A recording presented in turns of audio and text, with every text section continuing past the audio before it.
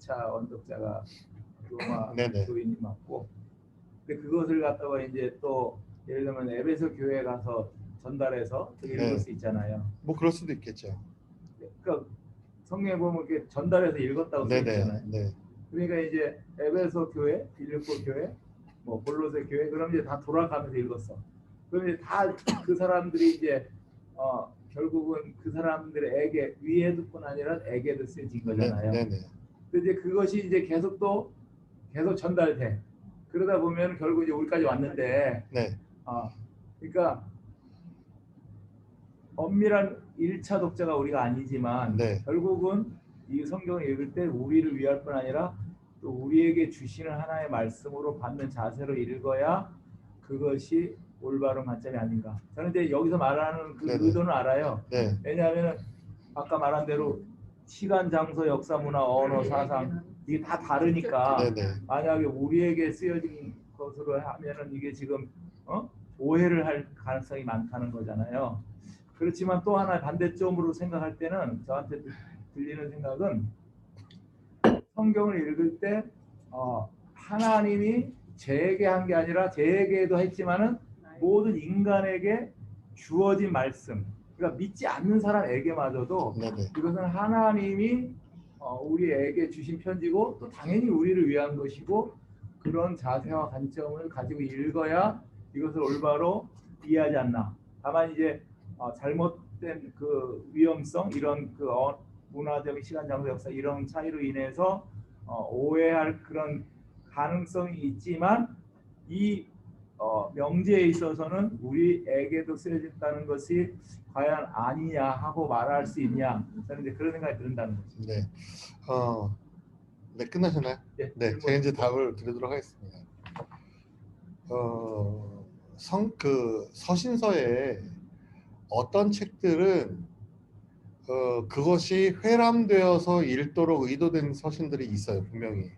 예를 들면 골로새서 같은 경우는 그 뒤에 마지막에 보면, 4장의 마지막에 보면, 너희가 이것을 읽고 나서 라오디게아에게도 보내서 그들로 하여금 읽게 하고 라오디게아에서 오는 편지도 너희가 읽어라 라는 말이 있거든요. 이건 분명히 그 라오디게아와 골로새 지역 모두 군데 모두 다 이것을 읽도록 처음부터 의도가 됐어요. 물론 이것이 골로새 교회에게 쓰여졌지만 라오디게아 교회도 2차 수신자로 되어 있는 거예요.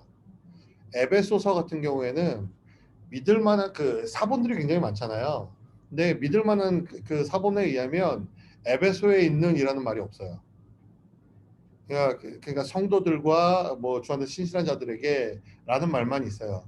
그래서 일반적으로 이것이 학자들 간에 어떻게 학자들이 어떻게 받아들이냐면 에베소서는 회람서신일 것이다 라고 받아들입니다. 그리고 아마도 어쩌면 이것이 바울이 말한 라오디게아에서 오는 편지일 수도 있다라고까지 생각을 합니다. 거기에서 모르겠어요. 확실히 그것이 라오디게아서인지 모르겠지만 어쨌든 뭐 그렇게 받아들입니다. 그럼 왜 에베소에 있는 이란 말이 드러났느냐? 에베소에 있는 사람들이 사도 바울의 편지를 받았으니까 이제 자기들이 사본으로 남길 거 아닙니까? 우리처럼 복사하는 게 아니잖아요. 손으로 일일이 써야 되는데 그때 이제 자기들 교회 안에 있는 사람들에게 이것을 선포하고 가르치기 위해서 에베소에 있는 이란 말을 첨가했다는 거죠. 그러니까 이런 것들은 회람이 되도록 의도된 거예요, 처음부터. 그러나 어떤 서신들은 회람되도록 의도된 것 같진 않아요. 고린도 전후서 같은 경우에는 고린도 교회 안에 있는 특정한 문제 때문에 그것이 기록이 됐어요. 분명하게. 로마서는요. 로마서 안에 교회 안에 있는 어떤 문제 때문에 기록이 됐거든요. 고린도 교회에 있는 문제가 뭐였나요? 그들의 부도덕함, 교회 안에 질서 없음 이런 것들이 고린도 교회의 문제였고요. 로마서의 배경은 뭐냐면 그 주 48년인가요? 47년인가 이때 이제 글라우디오 황제 때에 유대인들이 로마에서 추방되잖아요. 로마 시에서. 근데 그때 그 추방된 이유가 뭐 크리투스의 이유로인가 제가 정확한 명칭 기억이 안 나는데 그런 이유로 추방했다는 그 문서들이 지금도 남아 있거든요. 근데 그 크리투스라는 게 아마도 그리스도 때문인 것 같다라고 지금 해석을 하는 거죠. 뭐냐면 로마시 안에 있는 유대교회의 유대인들과 그리스도인들이 된 유대인들 사이에 분쟁이 있는 거예요. 이게 시끄러우니까 글라우디오가 골치가 아프잖아요. 그러니까 아야 그 유대인들 다 여기서 다 나가버려. 그리고 이제 내보내 추방을 시킨 거예요. 근데 그때에 나온 사람들이 브리스길라 아굴라가 이제 나와서 그 고린도였나요? 에베소였나요? 거기서 이제 사도 바울과 만났잖아요. 이제 그 상태가 됐는데 그러고 나서 이제 얼마 안 있다가 글라우디오가 죽었네요. 근데 이제 그리고 나서 유대인들이 다시 로마로 들어가잖아요. 자기들 삶의 터전으로. 근데 로마에 있는 교회가 처음 시작되었을 때는 아마도 유대인들이 주요 직위를 다 차지하고 있었던 것 같아요. 목사, 전도사, 지금으로 말하자면 성가대 지휘자, 장로, 뭐 이런 주요 직위들을 아마 유대인들이 차지하고 있었던 것 같아요. 그런데 유대인들이 추방되고 나니까 이 자리가 비잖아요. 누군가는 그 사역을 감당해야 되고, 그러니까 그 자리를 이제 유대인 그리스도인들이 채우기 시작하는 거예요. 그리고 몇 년 후에 이제 그 글라우디가 죽은 후에 다시 유대인들이 들어와 보니까 아 내가 있을 자리가 없는 거죠. 근데 유대인들은 이방인 그리스도인들에게 당시 어떤 생각을 가지고 있냐면 너희들이 2등 신자라는 생각이 늘 그들에게 있는 거예요. 우리는 1등 신자고. 거기서 분열이 있는 거예요. 야 우리는 하나님이 택하신 선민이고 우리는 너희들이 복음을 알기 전부터 예수님이 오시기 전부터 우리는 하나님께서 택한 백성이었어 라고 말하는 거예요. 근데 이제 이방인들은 또 이러는 거죠. 야 니네만 하나님의 백성이야 우리도 하나님의 백성이지. 그러니까 로마서에서 말하는 건 뭐냐면 로마서를 읽으실 때 잘 읽으셔야 되는 게 어떤 부분은 유대인에게 말하고 어떤 부분은 이방인에게 말해요. 바울이. 그걸 분별해서 보셔야 되거든요. 그러니까 이런 상황 가운데 있는 로마 교회에게 유대인도 그렇고 로마인도 그렇고 너희가 다 너희 의로 너희 의로 구원받았냐? 아니야. 은혜로 말미암아 믿음으로 구원받았어. 그게 이제 이신칭이잖아요. 그걸 말하는 게 로마서거든요. 그러니까 이것이 모든 사람들에게 다 필요한 말이긴 하지만 특별히 그곳에 있는 사람들에게 문제가 있었기 때문에 그것들이 기록된 거예요. 그 고린도 전서를 읽어보시면 아시겠지만 정말 이건 교회도 아니잖아요. 사실 교회 안에서 아니 그 계모랑 아들이랑 같이 잠자고 몸을 석 이런 게 말이 되나요? 교회 안에 그런 일들이 벌어지고 있잖아요. 고린도 전서에 보시면 그리고 그 성찬식을 하러 오는데 부자들은 일을 안 하니까 일찍 오잖아요. 그런데 가난한 사람들은 일을 해야 돼요. 종들이에요. 그러니까 하루 종일 일을 하다가 늦게 오거든요. 근데 와서 이제 그 당시 이제 성찬식은 애찬식과 겸했기 때문에 교회 와서 밥을 먹어야 되는데 부자들이 와서 먼저 자기들 차려놓고 자기들끼리 다 먹고 버리고 끝내고 없어요. 먹을 게. 그럼 가난한 사람들이 와가지고 종이나기 때문에 하루 종일 일하고 그곳에 와서 저녁을 먹어야 되는데 완전 먹을 게 없는 거예요. 그게 이제 그 고린도에서 나오는 그 성찬의 문제잖아요. 그러니까 그 사람들의 문제가 있기 때문에 그걸 해결하라고 쓴 게 서신서들이거든요. 그러니까 이것을 모든 사람들에게 네. 그러니까 모든 사람들이 다 읽어야 되느냐? 네, 맞아요. 모든 사람이 다 읽어야 돼요. 그것을 통해서 하나님께서 하시는 말씀이 있느냐? 네, 다 당연히 있죠. 있으니까 우리가 읽고 그것을 해석하는 거 아니겠습니까? 그러나 그 문제는 사실 우리의 문제가 아닐 수 있어요. 다른 문제일 수 있어요. 우리가 조금 있다가 조금 더 나가서 이제 실제로 귀납적 성경 연구를 어떻게 하느냐에 가서 보시면 아시겠지만 우리가 이 성경을 우리에게 적용할 때 무엇을 적용할 것인가 하는 거예요. 성경에는요 진리도 있지만 진리가 아닌 것도 있습니다. 미리 말씀드리면 우리가 성경은 하나님의 말씀이기 때문에 진리라고 믿잖아요. 근데 그 안에는 진리도 있지만 진리가 아닌 것도 있습니다. 예를 들어서 가서 너 뭐야 유다가 나가서 목매어 죽으니라 이건 사실을 말한 것이지 그 진리는 아니죠. 모든 사람이 따라야 되는 진리가 아니잖아요. 따라야 되는 진리라면 우리도 가서 목매어 죽어야죠. 그러나 그렇지 않다는 겁니다. 그래서 그 안에는 진리도 있지만 비진리도 있습니다. 비진리라고 해서 이것이 잘못됐다, 뭐 우리가 피해야 되는 것이다 이런 의미로서의 비진리가 아니라 그 문화 안에서 그 사람들이 따라야만 할 것들을 주는 경우들이 있어요. 예를 들면 고린도 교회에 보낸 서신에 의하면 여자들은 교회에서 머리에 수건 써야 되잖아요. 지금 우리가 수건 쓰나요? 안 쓰죠. 천주교에서 씁니다. 그러나 우리는 안 쓰지 않아요. 왜요? 이게 하나님께서 우리에게 쓰신 것이라면 우리 당연히 써야 됩니다. 그런데 우리는 그걸 쓰지 않아요. 왜냐하면 우리는 이것이 우리에게 주신 말씀이 아니라고 믿기 때문이죠. 이거는 그 당시의 문화와 그 문화 안에서의 특정한 문제 때문에 그것을 쓰라고 했다라고 우리가 받아들이기 때문에 그것을 안 쓰는 거 아니겠습니까? 그럼 그 당시의 문제가 뭐였나요? 그 당시에 고린도 교회의 그 당시에는 고린도뿐만 아니라 그 많은 그 지역들의 그 그레코 로마 신들을 섬겼잖아요. 그레코 로마 신들을 섬겼는데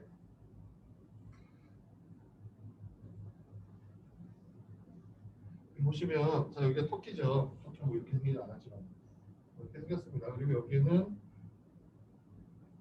이렇게 생겼죠.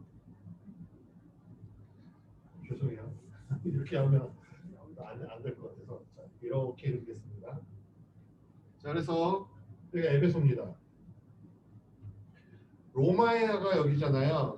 그 로마가 여기고 이제 로마 그 이탈리아가 여기인데 로마나 이탈리아에서 출발한 배가 반드시 거쳐야 되는 지역, 이 아시아 쪽과 무역하기 위해서 반드시 거쳐야 되는 지역이 두 군데가 있습니다. 하나는 에베소예요. 반드시 여기로 도착을 해야 됩니다. 왜냐하면 그 당시에 우리가 소위 말하는 실크로드라고 하잖아요. 그 당시 무역로가 에베소에서부터 시작해서 이렇게 중국까지 연결되거든요. 그러니까 반드시 도착해야 되는 도시가 에베소예요. 에베소는 그 당시 한국 도시였고 로마 제국에서 로마시 다음으로 큰 두 번째로 큰 도시였어요. 왜냐하면 무역이 발달했거든요. 그런데 이 에베소뿐만 아니라 사실 이 터키가 죄송해요. 자꾸 이렇게 바꿔버리는 게. 자 이렇게 돼 있겠죠. 에베소. 자 이 에베소에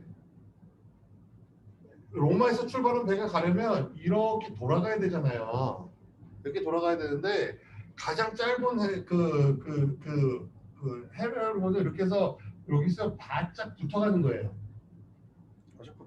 문제가 뭐냐면 이 지역에 암초가 많아요. 암초가 많아서 로마에서 배를 10척을 보내면 그 중에 5척은 여기서 다 파손이 되고 가라앉아 버리는 거예요. 그러니까 무역상들이 보통 손해가 아니잖아요. 그래서 이 사람들이 다른 길을 개척했는데 그것이 어디냐면 바로 이곳입니다. 이게 정확히 말하면 이렇게 돼 있거든요. 로마에 있는 배가 이쪽을 돌아가지 않고 여기서 이쪽으로 들어가서 여기서 이렇게 통과하는 방법이에요. 근데 이것을 어떻게 통과하느냐 육지자로 막혀 있잖아요. 지금은 여기 해역 뭐죠? 운하를 뚫어놨어요. 고린도 운하예요, 그게. 지금은 운하를 뚫어놨는데 그 당시에는 운하가 없었어요. 어떻게 했느냐? 그 당시에 그 수많은 노동력들이 있지 않습니까? 노예들. 여기가 이제 이 벼랑처럼 이렇게 돼 있거든요. 배가 도착하면 노예들이 위에서 밧줄을 탁 던져가지고 배를 이렇게 밑에서 걸어요. 그러면 노예들이 이렇게 해가지고 그 배를 벼랑 위로 올립니다. 여기에 이부터 여기까지 홈을 이렇게 파가지고 여기에다가 돌 같은 거를 이제 둥글게 깎아서 쭉 깔아놓고 이 올린 배를 다 밀어요. 밀어가지고 이 끝에 도착하면 그 배를 다시 줄을 걸어서 밑으로 내립니다. 그럼 여기서 가는 거예요. 그 옛날에 배를 밀었던 그 도로길이 지금도 남아 있어요. 지금도 남아 있습니다. 근데 이렇게 하면서 그들이 반드시 묵어야 되는 지역이 어디냐면 바로 여기에요. 여기는 뭔가요? 고린도예요. 고린도 해협인 거예요, 여기가. 그러니까 고린도는 에베소와 더불어 동서양의 모든 물자들이 반드시 해야 되는 지역이에요. 근데 물자만 통과하나요? 거기에는 종교들도 통과하죠. 거기는 인종들도 통과하죠. 그래서 에베소와 고린도는 모든 것들이 다 모이는 곳이에요. 심지어 에베소 같은 경우에는 그리스 갑자기 생각이 안 나네. 어떤 역사가에 의하면 로마 키케로에 의하면 로마 제국에 얼마나 많은 인종과 그 언어와 종교가 있는지를 알려면 에베소로 가라라고 했어요. 네, 모든 종교들과 언어와 인종들을 보는 곳이 에베소인데 그에 못지않은 곳이 고린도입니다. 네, 에베소에 유명한 신전 있잖아요. 우리가 아는 아데미 신전. 세계 7대 불가수 중에 하나. 근데 그것과 비슷한 것이 이제 골로새에 있는데요. 거기는 아폴로 신전이었나 제가 정하지 않아요. 그렇게 기억을 하는데 이 신전에 고용된 여성 사제가 1,000명이 넘었다고 해요. 근데 여러분 아시는 것처럼 여성 사제가 하는 일은 뭐냐면 그 신을 예배하는 거죠. 근데 그 예배가 뭔가요? 성적인 관계를 맺는 거예요. 그런 사제가 1,000명이 넘었습니다. 고린도 사람들이 그들의 주신이 아폴로였기 때문에 아폴로를 예배하러 가면은 거기서 이제 여성들과 이제 하는 거예요. 그런 음란한 짓들을. 그런데 여기에 복음이 전해졌잖아요. 그러면서 이제 그 여성 사제들 가운데서도 복음을 듣고 반응하는 사람들이 있었을 거라고요. 그렇겠죠. 근데 그 사람들이 이제 교회에 출석하기 시작하는 거예요. 근데 지금처럼 큰 교회가 아니라 가정교회잖아요. 가정교회인데 이 여사제들의 특징이 뭐냐면 머리털을 팍팍 미는 겁니다. 대머리처럼. 비구니. 네, 비구니처럼 그렇게 미는 거예요. 그런데 성경 보세요. 목사님이 이제 이렇게 주일날 교회를 딱 가셨는데 어떤 여자가 앉아있는데 머리 빡빡 밀고 앉아있는 거예요. 어떠시겠어요? 은혜가 되죠. 은혜가 할렐루야입니다. 회개하고 돌아가고. 근데 이 당시에 지금 교회에 있는 교인들은 어떤 사람이냐면 불과 1, 2년 전만 해도 그 여자들과 가서 이런 일을 벌이고 있던 사람들이 지금 여기 와서 앉아 있잖아요. 1, 2년 전에 내가 그거 와서 지금 내가 여기서 머릿속에서 물 다 빼고 이제 이러고 있는데 그런 사람이 또 와서 앉아 있는 거예요. 생각나겠죠. 그러면 그 남자의 그 부인들은 어떻겠습니까? 마음이 안 좋죠. 그러니까 바울이 뭐라고 하냐면 너 그렇게 하지 말고 여자를 다 머리에 못 써 라고 얘기하는 겁니다. 가리라고. 그러니까 바울이 여기서 머리에 못 쓰라고 하는 건 손수건 하나 올려놓으라는 얘기가 아니라 머리를 다 가리라는 얘기예요. 다 완전하게. 근데 천주교에서도 그렇게 하지 않잖아요. 머리 그냥 이거 하나 올려놓고 가지. 전직 여사제인지 아닌지 모르도록. 그렇죠. 이 사람이 누구인지 모르도록. 만약에 이것이 진리라고 한다면 이 고린도 교회뿐만 아니라 다른 지역에 있는 교회들에게도 동일하게 얘기를 했겠죠. 여자들은 다 머리 못 써야 된다 이렇게 얘기해요. 그런데 고린도 교회만 그렇게 얘기를 하거든요. 고린도 교회. 그러니까 저는 그거는 인정을 해요. 네. 그러니까 이 모든 말씀이 다 네. 모든 말씀이 우리에게 다 해당되는 것이 아니다. 그건 당연한데 네. 그러나 이게 우리 바로 그러니까 고린도 교회에 있는 음란의 문제가 오늘날 교회도 있고, 네, 맞아요. 그러니까 거기에 있는 분열이 우리에 있고, 네. 그러니까 거기에 그 성경에 있는 문제들이 다 나의 것은 아니에요. 네. 그 내가 벗어난 게 있고 또 내가 앞으로 당할 수도 있는 게 있고 다양한 게 있어요. 네, 네. 그러나 우리에게 준 책이라는 것이 그것이 다 아바드로 우리에게 다 해당되는 내용이 아닐지라도 네, 네. 법전이 우리에게 네. 주어질 때 이게 다 나에게 해당이 안 되지만은 법이란 게 존재해야만 내가 이걸 지켜야 되고 이걸 참고해야 되는 것처럼 우리 한마디로 말해서 우리 위할 뿐 아니라 이 성경이 네. 우리에게도 우리 인류에게 주어진 하나님의 말씀으로 그걸 받는 자세가 필요하지 않냐. 근데 만약 이게 이제 네. 이런 식의 명제를 갖고 이거는 아니다고 말해버리면은 이거는 어떤 문제가 생길 수 있냐면은 이건 고린도 교회에게 해당되는 거야. 거기서 그냥 좋은 교훈만 받으면 되는 거야. 한마디로 말해서 성경의 그 말씀 속에서 너무나 부분적으로 내가 그냥 취할 수밖에 없는. 그러니까 모든 하나님의 말씀을 두렵고 떨림으로 1.1획도 다 변함이 없이 이루어지는 네네. 말씀으로 받고 그 속에서 내가 해당되는 것과 안 해당되는 것을 분별해서 해야 되는 그 자세가 부족해지지 않겠나 하는 마음이 드는 거예요. 네, 그래서 목사님 말씀하신 그것을 어떻게 저희가 표현하냐면 성경을 우리를 위해서 쓰여진 것이다라고 표현을 하는 거예요. 바로 그 부분을. 그러니까 그게 아니면 성경이 우리에게 를 위해서 쓰여진 것이 아니라고 하면 그러면 우리가 이거 읽을 필요가 없는 거죠. 네. 그렇게 받아들일 수 있죠. 근데 우리를 위해서라는 게 바로 그런 표현이고요. 단지 우리에게 쓰여졌다라고 했을 경우에 생기는 문제가 뭐냐면 지금까지 말씀드린 그런 문제예요. 이건 그러면 어떤 것들은 우리가 선택하고 어떤 것은 선택하지 않을 것인가. 여자들은 잠잠하다 그랬죠. 요즘 교회 안에 전부 그러니까 여자들 똑같은 것을 표현하는 방식이 다를 뿐이에요. 네. 좋습니다. 네. 그리고 또 하나 또 있어요. 네네. 이제 아까 문맥 세 가지 원칙 중요한 문맥과 객관성, 일관성인데 네네. 문맥에서 이제 예를 들 때 이제 빌립보 4장 13절 들었어요. 네네. 근데 이 상황에서 이거는 이제 재정적인 상황이고 그 문맥을 딱 보면 네. 이건 당연히 그 능치 못함이 없느니라 하는 것이 네. 사도 바울이 재정적인 그 어려움 속에서도 주님의 은혜로 잘 이겨나가고 네네. 그런 의미인 게 분명해요. 네. 그런데 이제 하면 된다 해도 적용을 한단 말이지 사람들이. 그럼 과연 그게 틀린 건가? 이제 엄밀한 의미에서는 그 문장은 분명히 재정적인 것에 있어서의 그런 하나님의 은혜로 승리하는 거 네. 그것은 맞지만 하나님이 재정적인 어려움을 돌파할 수 있다면 왜 다른 육체의 어려움을 돌파할 수 없으며 왜 다른 감정적인 어려움을 돌파할 수 없으며 왜 관계 어려움을 돌파할 수 없냐? 하나님에게서는 그러니까 바로 하나님의 도우신다면은 그러니까 그런 적용이 왜 안 되겠냐는 거죠. 저는 그렇게 생각하는 거예요. 저는 그게 아니라고 말씀드린 게 아니에요. 뭐냐면 지금 본문에서는 바울이 재정적인 그런 어려움에 대해서 이야기했잖아요. 그런데 이것을 우리가 해석할 때는 사실 재정적인 어려움뿐만 아니라 우리는 수많은 다른 어려움들이 있잖아요. 말씀하신 것처럼 관계의 어려움도 있고 뭐 무슨 다른 육신의 연약함도 있을 수 있고 수많은 그 어려움들이 있을 수 있는데 그런 어려움 가운데서 우리를 견디게 하는 힘이 그 주님께서부터 주어진다는 그것을 말씀드리는 것이지 단지 제가 말씀드린 것은 누구에게 일을 시킬 때 그런 식의 말이 아니다. 만약에 그걸 일 시키기 위해서 뭔가 성경의 구절을 가져오려고 한다면 이 구절이 아니라 다른 구절을 가져야 된다.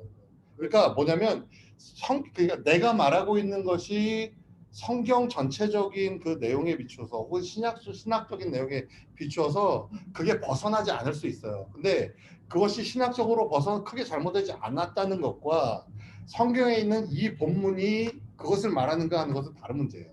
그렇죠. 그거는 맞아요. 일시키는 본문은 네네. 아닌데 근데 그것을 인용을 잘 하는 거예요. 이제 네. 하나님의 그 은혜 가운데서 우리에게 어려움을 이길 수 있는 능력을 하나님이 네. 주신다라는 이제 그런 의미로 네네 맞습니다. 그것을 이제 재정뿐 아니라 다른 걸 적용할 수 있지 않나라는 네, 맞습니다. 그런 관점 이야기한 거죠. 네네. 아마 이제 그게 과연 문맥의 상황 예를 들면은 우리가 그냥 이거는 재정에 관한 거니까 재정적인 것만 우리가 그것을 적용하는 그건 아닙니다. 아니잖아요. 네, 그건 그죠? 아닙니다. 그래서 우리가 다음 주에 이제 이야기할 내용이지만 그럼 그 말씀드렸던 게 이제 제가 그 얘기하다 말았군요. 진리가 있고 진리가 아닌 그 어떤 문화적인 그 상황 가운데서 이해하는 것이 있지 않습니까? 이것이 진리라고 한다면 우리 그대로 적용할 수 있어요. 그렇죠, 다. 예수 그리스도를 그렇죠, 믿어야만 모든 게. 구원을 받는다. 우리 진리잖아요. 우리가 그대로 받아들여야 됩니다. 이것이 빌리 진리라고 진리가 아닌 문화적인 것이라고 한다면 아니면 상황적인 것이라고 한다면 우리는 두 가지 반응이에요. 첫 번째, 이 상황이 우리와 동일한가? 말씀하셨듯이 목사님 말씀하셨듯이 요즘에 교회 안에 얼마나 없는 것들이 많습니까? 고린도 교회에 있는 거 저는요 고린도 교회 그 SBS에서는 차트를 할 때 모든 책에 자기의 제목을 붙이거든요. 그러니까 고린도 전서 이게 아니라 그 고린도서를 읽고 나서 거기에 제목을 자기가 붙이는 거예요. 저는 그 제목을 어떻게 붙였냐면 제가 고린도 전서를 읽는데 한숨이 나오더라고요. 왜냐면 지금 교회랑 너무 똑같아요. 음란함, 무질서함, 자기밖에 생각하지 않고 어려운 사람들 돌아보지 않고 이런 것들이 너무 똑같은 거예요. 그래서 제가 그 제목을 어떻게 줬냐면 To the stupid church. 멍청한 교회 이렇게 했어요. 너무 답답해서. 그 상황이 너무 똑같은 거예요. 그래서 이것이 비록 진리가 아니라 문화나 그들의 상황 가운데서 나온다 하더라도 그것이 우리와 동일한 상황이라면 그것을 그대로 적용할 수 있습니다. 동일하게 적용할 수 있어요. 그러나 그렇지 않다면 우리와 동일한 상황이 아니라면 어떻게 해야 될까요? 아까 말씀드렸던 머리 비는 거. 그러면 우리 상황이 아니니까 그냥 버리면 되나요? 목사님 질문하시는 것처럼 우리에게 쓰여진 책이 아니니까 버리면 아니에요. 그것도 우리를 위해 주신 거예요. 그것조차도. 그럼 뭔가요? 그 가운데서 그 일반적으로 우리가 적용할 수 있는 진리를 찾아내는 것입니다. 일반적인 원리를. 예를 들면 이런 거죠. 연약한 사람들을 우리가 배려해야 됩니다. 교회 안에서. 교회 안에서 차별이 없어야 됩니다. 교회 안에서 과거는 아무런 상관 예수 그리스도 안에서 과거는 아무런 상관없어요. 이런 것들이죠. 우리가 이제 그 빌레몬서를 할 때 보겠지만 빌레몬서는 빌레몬이라는 사람에게 도망친 노예 오네시모라는 사람이 있는 거예요. 돈을 가지고 도망친 것 같아요. 근데 이 바울을 만났고 복음을 받아들였습니다. 그리스도인이 됐어요. 바울이 이 사람을 돌려보내면서 오네시모를 그 빌레몬에게 부탁하는 책이 그 빌레몬서예요. 이것을 우리에게 진리라고 아니 이것을 우리에게 그대로 적용하기 위해서는 혹은 이것을 우리가 진리라고 한다면 어떻게 우리가 진리로 이것을 적용할 수 있을까요? 이게 진리가 되려면 그건 노예와 주인과의 관계이기 때문에 우리에게도 노예와 주인과의 관계가 있어야 되는 거예요. 그렇지 않죠. 그러면 그 가운데서 우리가 보편적인 진리들을 찾아낼 수 있는 겁니다. 그건 우리가 빌레몬서를 하면서 우리가 이야기를 하도록 하겠습니다. 제가 오늘 선악과에 대해서 좀 이야기를 해보려고 했는데 시간이 다 돼서 거기에 대해서 이야기를 좀 하지 못했어요. 네. 근데 어쨌든 이런 것들을 여러분 좀 기억을 하셨으면 좋겠고요. 한 6분 정도 남았으니까 제가 여기까지만 말씀을 드릴게요. 뭐냐면 이겁니다. 귀납적 성경 연구를 할 때는 3가지 단계를 거쳐야 돼요. 이 3가지 단계가 뭐냐면 첫 번째 단계는요. 관찰입니다. 관찰의 단계예요. 관찰은 뭐냐면 그 본문이 말하고 있는 것이 무엇인지를 보는 것입니다. 그러니까 우리는 성경을 읽으면서 어떻게 읽냐면 이게 무슨 뜻이지? 하나님 뭐라고 말씀하시는 거지? 내가 어떻게 살아야 되지? 이렇게 이런 거 답을 찾으려고 들어가는데 성경을 읽을 때는 처음에 연구할 때는 그런 것들 질문을 가지고 들어가는 것이 아니고 성경에 쓰여져 있는 것이 무엇인지를 그대로 보는 거예요. 이것이 관찰입니다. 그리고 이것을 가지고 우리가 해석을 하게 되는데요. 두 번째 단계 해석이겠죠. 이 해석은요. 말씀드렸던 것처럼 우리에게 쓰여진 것이 아니라고 말씀드렸죠. 그렇게 말씀드리는 이유가 이것입니다. 성경이 우리가 관찰한 것을 해석하는데 해석한 것은 이게 무슨 뜻인가예요. 무슨 뜻인가인데 그게 나에게 무슨 의미인가가 아니라 첫 번째 독자인 그 사람들에게 무슨 의미가 있는가라는 것입니다. 그래서 이제 이것을 성경을 해석하기 위해서는 서의라는 표현을 쓰거든요. 근데 우리는 그런 신학을 배우는 것이 아니기 때문에 해석이라고 하겠습니다. 그래서 첫 번째 독자들에게 이것이 어떤 의미가 있는가라는 것입니다. 그리고 이 해석한 것을 가지고 이제 우리에게 오는데 그것이 바로 적용이에요. 적용은 뭐냐면 이것이 아니고요. 관찰한 것이 무슨 의미가 있는가가 아니라 첫 번째 독자들에게 의미했던 이것이 우리에게 무슨 의미가 있는가, 어떤 의미가 있는가 하는 것입니다. 이게 해석이에요. 다음 주에 다시 한번 설명해 드릴게요. 요거 지금 빠르게 설명을 하겠습니다. 그래서 우리가 이것을 통해서 결국 가려고 하는 것은 어디냐면 여기입니다. 이거예요. 적용이에요. 그래서 성경을 연구하는 목적은 사실은 하나님의 말씀을 알기 위해서지만 그 가장 궁극적인 목적은 적용하기 위해서입니다. 다음 주에 다시 얘기할게요. 자, 문제는 우리가 관찰한 것을 가지고 첫 번째 독자들에게 무슨 의미가 있는가라고 말씀드렸잖아요. 이게 무슨 의미가 있는지 어떻게 알 수 있겠어요? 어떤 방식으로 알 수 있을까요? 아까 말씀드렸던 그 갭이 있었죠? 그 갭을 채워야지 알 수 있는 거예요. 그래서 그것을 어떻게 채우느냐? 역사적인 배경이에요. 그래서 성경을 연구하실 때는 이 역사적인 배경을 각 책에 대한 역사적인 배경을 먼저 공부를 하셔야 됩니다. 그리고 그 역사적인 배경 안에서 성경을 해석하셔야 돼요. 아까 말씀드렸던 그 여자가 머리에 이거 쓰는 문제 같은 것도 역사적인 배경 하에서 하면 이해가 되겠죠. 자, 그러면 이렇게 해석한 것이 그들에게 의미가 있었던 것이 어떻게 우리에게 어떻게 찾아야 되느냐. 여자에게 머리 쓰는 건 그들의 문제지 우리의 문제는 아니잖아요. 어떻게 해야 되느냐. 그것이 시간을 초월하는 영원한 진리를 발견하는 겁니다.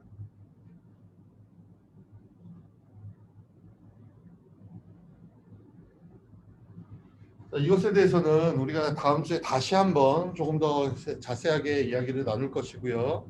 그리고 실제로 우리가 이제 책에 들어가서도 계속해서 이것에 대해서 이야기를 할 겁니다. 여러분 그래서 이거는 반드시 기억하셔야 됩니다. 관찰, 해석, 적용. 관찰과 해석을 연결해주는 다리가 있는데 그 다리는 역사적인 배경입니다. 해석과 적용을 연결해주는 다리는 영원한 진리예요.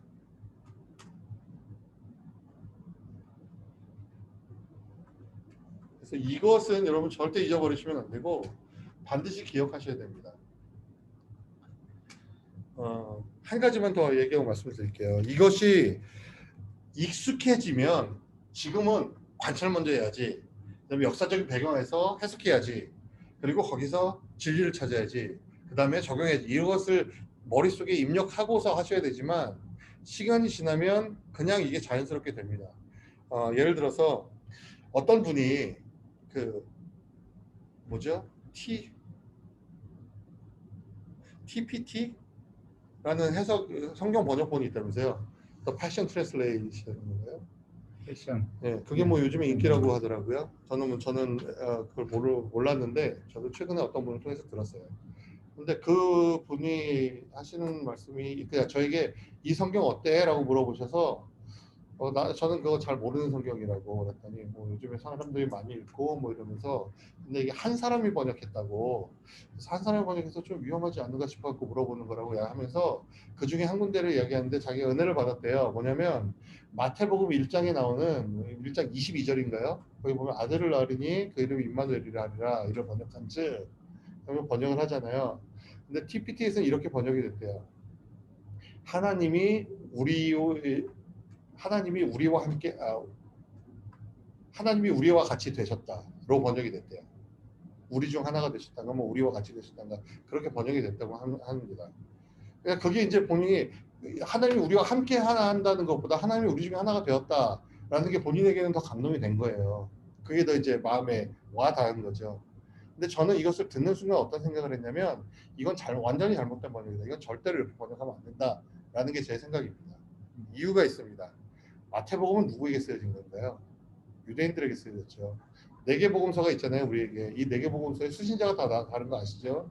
마태복음은 유대인에게, 마가복음은 고난 그때 박해받는 그리스도인들에게, 누가복음은 이방인에게, 요한복음은 이제 그 소아시아에 있는 그릭 헬라인들에게 쓰여졌잖아요. 다시 말씀드리면 마태복음은 유대인들에게 쓰여졌습니다. 원독자가 유대인이라는 얘기예요. 그런데 하나님께서 1장 21절에 아들 낳으니 그림을 임마누엘이라 하리라 라고 한 것은 뭐냐면 이사야서 7장인가요? 거기에 있는 내용을 여기서 인용하고 있는 겁니다. 마태가.